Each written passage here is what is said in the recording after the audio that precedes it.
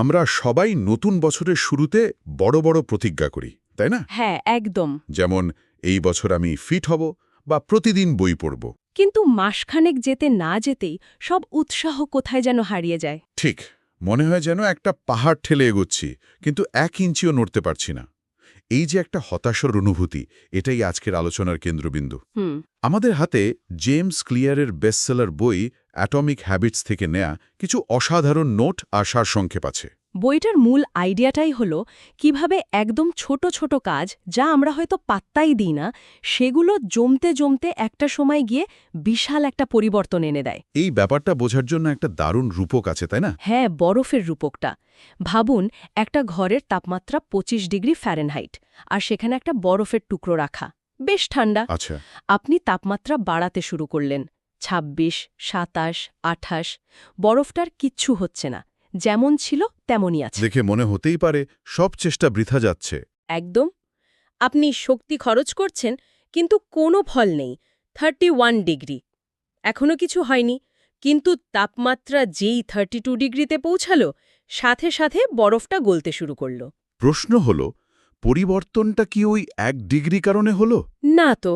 পরিবর্তনটা তো আগের সবগুলোর যোগফল। ওই ২৬ থেকে ৩১ পর্যন্ত প্রতিটি ডিগ্রি কাজ করছিল, কিন্তু ফলটা তখনও দেখা যায়নি। বাহ, দারুণ উদাহরণ। আমাদের জীবনের বেশিরভাগ চেষ্টার ক্ষেত্রেও তো ঠিক এটাই হয়। আমরা জিমে যাই, পড়াশোনা করি, কিন্তু দিনের পর দিন কোনো ফল দেখতে পাই না। ঠিক এখানেই জেমস ক্লিয়ার একটা চমৎকার শব্দ ব্যবহার করেছেন, the Plato of latent potential. সুপ্ত সম্ভাবনার মালভূমি। হ্যাঁ, এটা হলো সেই লম্বা হতাশাজনক পর্যায়ে যেখানে আমরা কাজ করে যাচ্ছি, কিন্তু কোনো দৃশ্যমান অগ্রগতি নেই। আর বেশিরভাগ মানুষ ঠিক এই মালভূমিতেই হাল ছেড়ে দেয়। তারা ওই 32 ডিগ্রির মুহূর্তটা আসার আগেই দৌড় থামিয়ে দেয়, কারণ তারা ভাবে তাদের প্রচেষ্টা কাজ করছে না।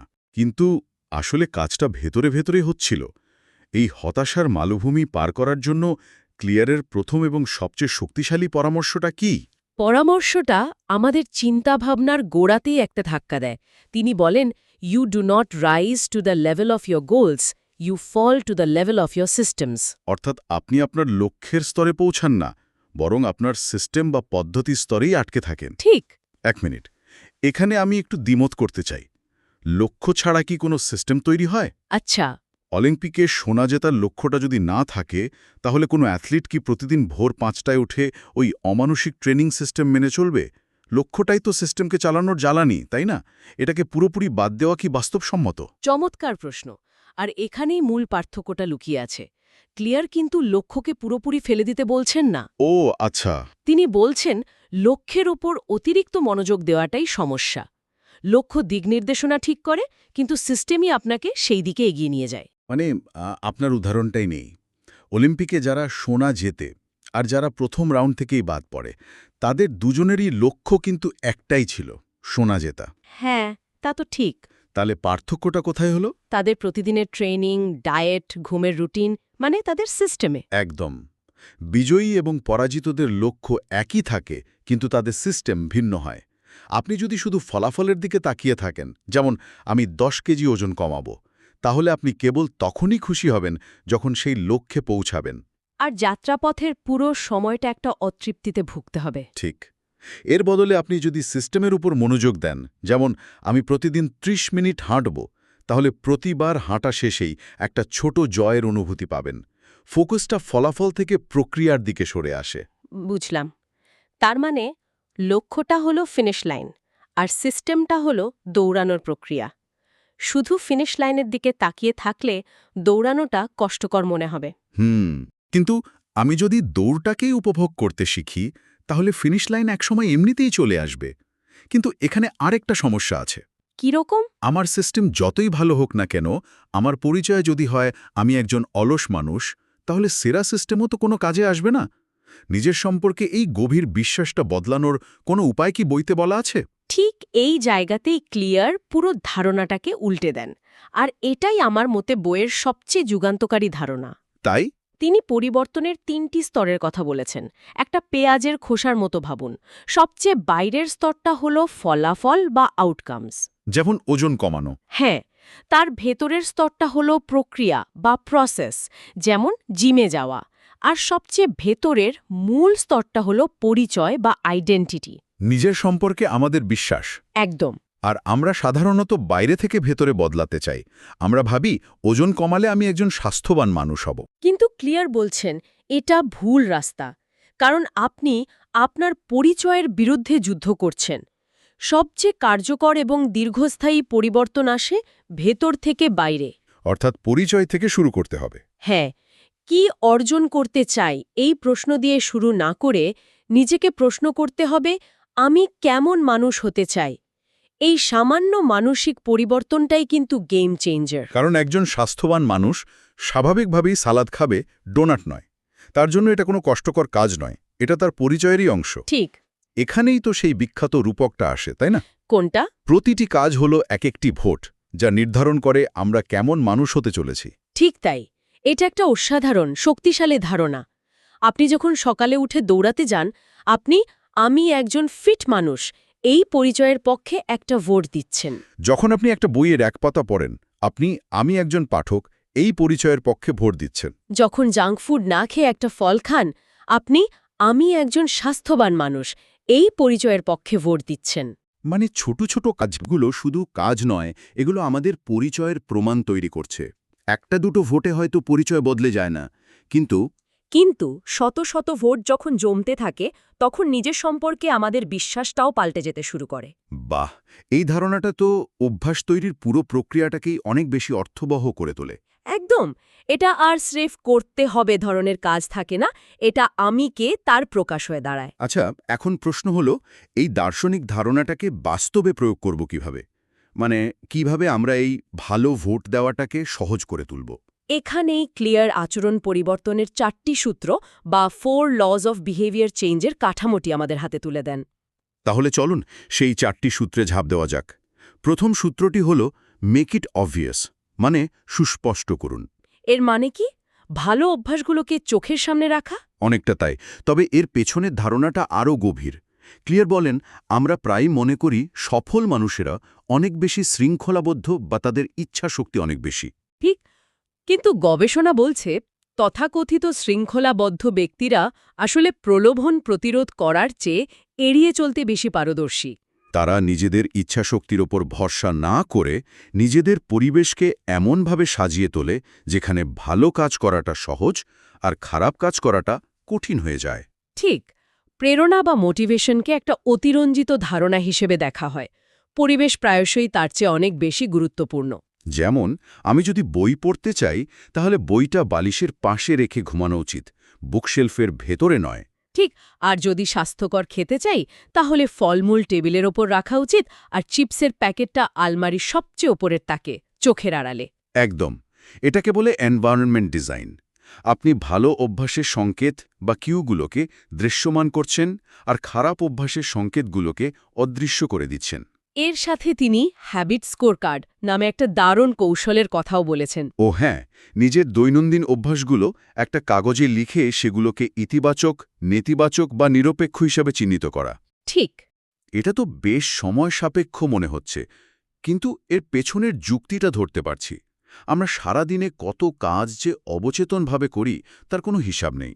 যেমন ফোনে নোটিফিকেশন এলেই সেটা তুলে নেওয়া। হ্যাঁ, এই স্কোর কার্ডটা আমাদের সেই অন্ধ জায়গাগুলোতে আলো ফেলে, যা পরিবর্তনের প্রথম ধাপ। একদম, আত্মসচেতনতা ছাড়া পরিবর্তন সম্ভব নয়। বেশ, পরিবেশ তো সাজানো হলো, বইটা এখন আমার চোখের সামনেই আছে, কিন্তু অনেক সময় সবকিছু হাতের কাছে থাকলেও কাজটা শুরু করতে ইচ্ছে করে না, কারণ কাজটা হয়তো খুব বিরক্তিকর। এই ইচ্ছে না করার সমস্যাটা কি দ্বিতীয় সূত্রে সমাধান করা হয়েছে? হ্যাঁ, দ্বিতীয় সূত্রটি ঠিক এই সমস্যা নিয়ে কাজ করে। মেক ইট অ্যাট্রাক্টিভ বা আকর্ষণীয় করুন। আমাদের মস্তিষ্ক সেই কাজগুলোই করতে চায় যা থেকে ডোপামিন নিঃসরণ হয়, মানে যা আনন্দদায়ক। খারাপ অভ্যাসের সবচেয়ে বড় সুবিধা হলো সেগুলো তাৎক্ষণিক আনন্দ দেয়। আর ভালো অভ্যাসের সমস্যা হলো তার পুরস্কার অনেক দেরিতে আসে। তাই ভালো অভ্যাসকে আকর্ষণীয় করে তুলতে হবে। সেটা কিভাবে সম্ভব? ব্যায়াম করাকে আকর্ষণীয় বানানো তো সহজ নয়। এর জন্য ক্লিয়ারের একটা চমৎকার কৌশল হল টেম্পটেশন বান্ডলিং। Temptation bundling? হ্যাঁ, নিয়মটা হলো আপনি যে কাজটি করতে চান সেটার সাথে এমন একটি কাজ জুড়ে দিন যা আপনার করা দরকার। ও আচ্ছা।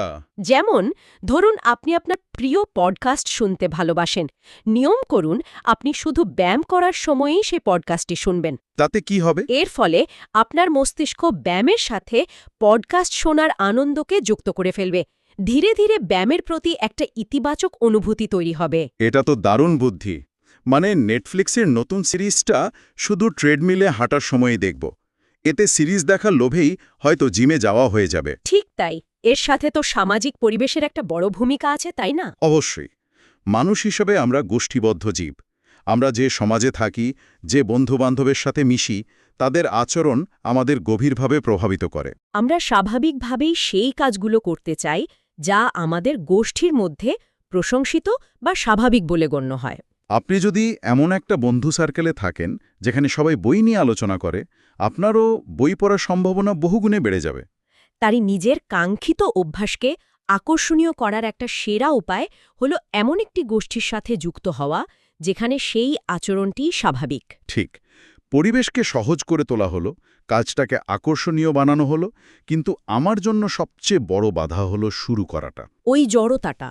হ্যাঁ, ওই যে বিছানা ছেড়ে উঠে জিমের জন্য তৈরি হওয়া, ওই প্রথম ধাপটাই যেন হিমালয় পর্বতের মতো মনে হয়। এই জড়তা কাটানোর উপায় কি? আর এখানেই তৃতীয় সূত্রটি আসে, যা আমার মতে সবচেয়ে শক্তিশালী এবং ব্যবহারিক একটি কৌশল।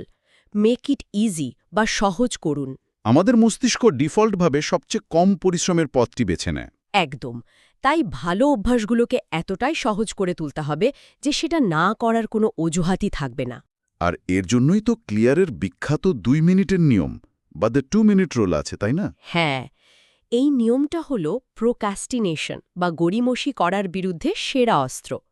নিয়মটা হলো যে কোনো বড় অভ্যাসকে 2 মিনিটের একটা ছোট সংস্করণে নামিয়ে আনুন।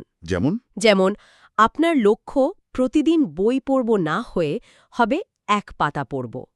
1 ঘন্টা যোগব্যায়াম করব না হয়ে হবে শুধু যোগার ম্যাটটা বিছাব। বা দৌড়াতে যাব না হয়ে হবে শুধু দৌড়ানোর জুতোটা পরব। ঠিক তাই। এটা তো প্রায় হাস্যকরভাবে সহজ শোনাচ্ছে। শুধু জুতোটা পরব, এতে কি লাভ হবে? মনে হচ্ছে যেন নিজেকেই ফাঁকি দিচ্ছি। আপনি আসলে নিজের মস্তিষ্ককেই ফাঁকি দিচ্ছেন। এর পেছনের মনস্তত্ত্বটা হলো যে কোনো কাজ শুরু করাটাই সবচেয়ে কঠিন অংশ। প্রাথমিক বাধাটা। হ্যাঁ, ওই ইনিশিয়াল ফ্রিকশন। ওটা পেরোতে পারলে বাকিটা অনেক সহজ হয়ে যায়। 2 মিনিটের নিয়মটা ওই শুরু করার বাধাটাকেই প্রায় শূন্য করে দেয়। কারণ এক পাতা বই পড়া বা জুতো পরা এতটাই সহজ যে এটা নিয়ে গড়িবসি করার কোনো সুযোগই থাকে না। আর একবার যখন আপনি জুতোটা পরেই ফেলেছেন, তখন ভাববেন, আচ্ছা, যখন পরেই ফেললাম একটু হেঁটেই আসি। কেয়ারের ভাষায় অভ্যাসকে উন্নত করার আগে অভ্যাসটিকে প্রতিষ্ঠা করতে হয়। এই নিয়মটা ঠিক সেই কাজটাই করে। এটা মোমেন্টাম তৈরি করে। একবার শুরু করে দিলে চালিয়ে যাওয়াটা অনেক সহজ। ঠিক আছে, আমি 2 মিনিটের নিয়ম ব্যবহার করে কাজ শুরুও করলাম, কিন্তু ফলাফল তো সাথে সাথে পাবো না। জিমে যাওয়ার ফল পেতে কয়েক মাস লাগে। এই দীর্ঘ যাত্রায় প্রেরণা ধরে রাখার উপায় কি? এখানে কি চতুর্থ সূত্রটা কাজে আসে? ঠিক ধরেছেন। চতুর্থ এবং শেষ সূত্রটি হল মেক ইট স্যাটিসফাই বা সন্তোষজনক করুন। আগেই যেমন বলছিলেন, আমাদের মস্তিষ্ক তাৎক্ষণিক পুরস্কার খুব ভালোবাসে। হ্যাঁ, ভালো অভ্যাসের সমস্যা হল এর পুরস্কার বিলম্বিত, আর খারাপ অভ্যাসের পুরস্কার তাৎক্ষণিক।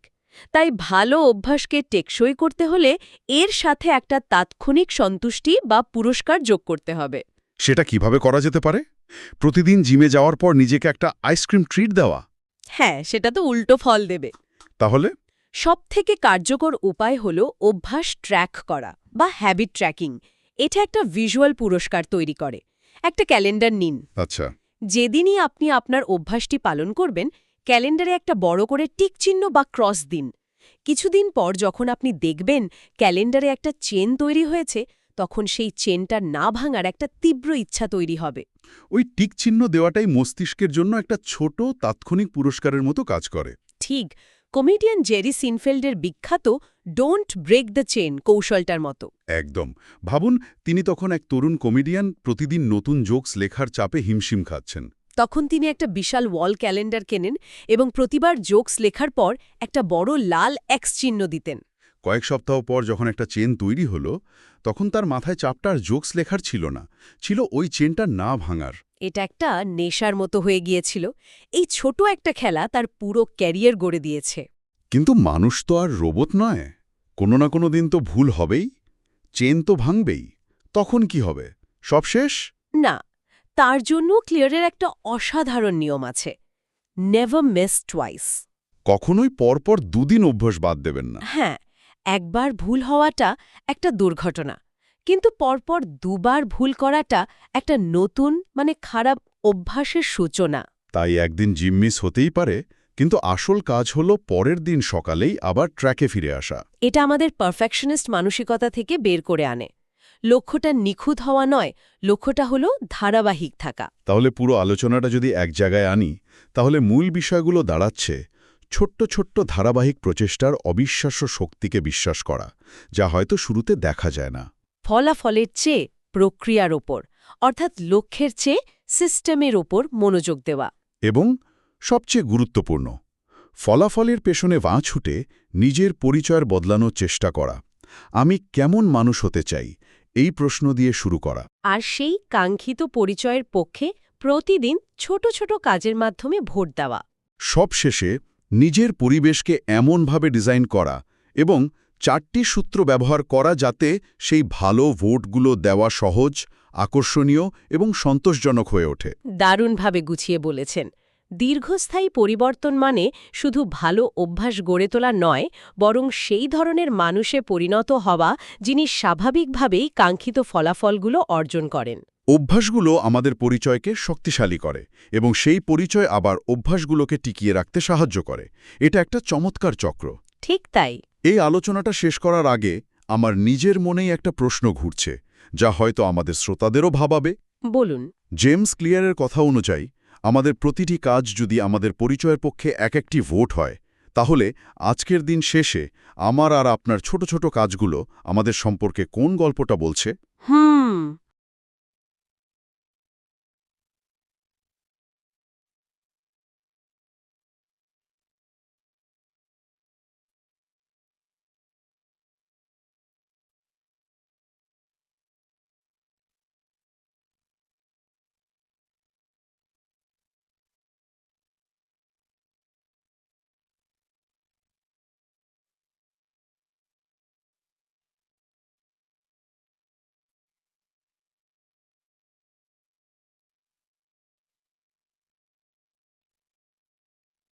হুম।